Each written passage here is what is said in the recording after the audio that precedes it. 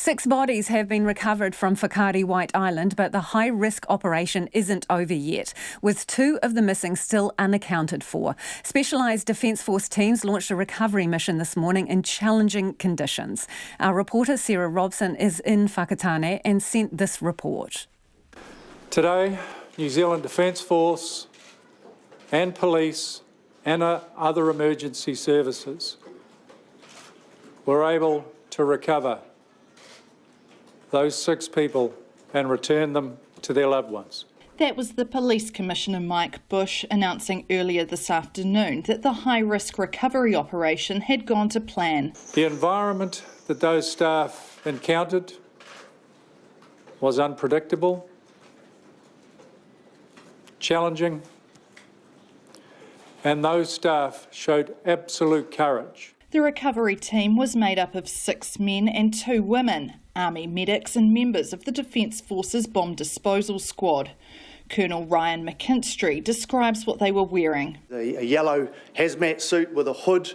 It has a closed circuit breathing apparatus system, a gas mask, so that the operator, while they're all on the island, can operate within a closed system and be protected from any gases that may be present.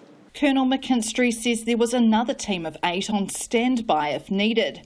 He says the conditions on Whakaari were challenging and regular testing was done to ensure gas levels on the volcano weren't too high. When we made our assessment of go, no-go on whether it was safe to do so this morning, our assessment in consultation with GNS Science was that there was a 6% chance in any 3-hour period that the volcano may erupt. The recovery team had mapping of the area that identified roughly where the bodies of the 6 missing people were.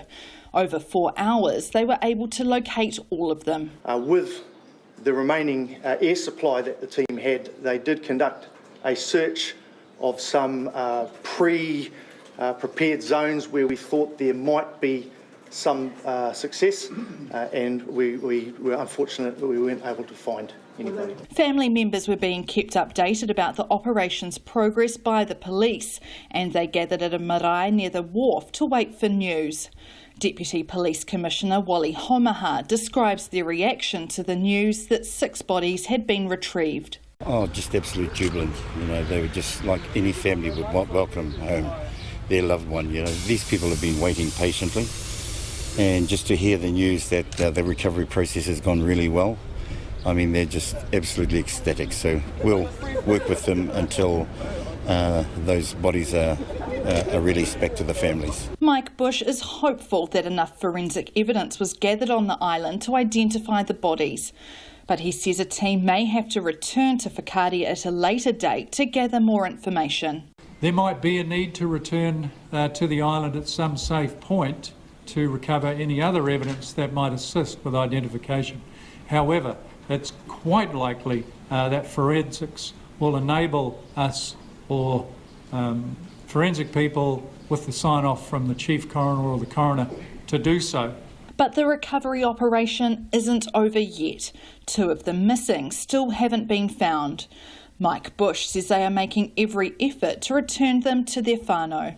We will, and we are this afternoon, returning with an aerial search of Whakaaro to see if we can identify anyone else on the island.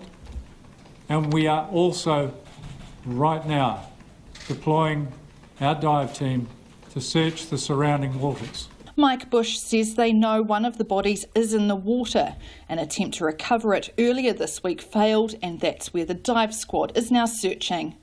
The 6 recovered bodies were transported from the HMNZS Wellington to Whakatāne Airport, and they will be transferred to Auckland this afternoon. E Whakatāne, mo te hōtaka o te ahi ko Sarah Robson, aho.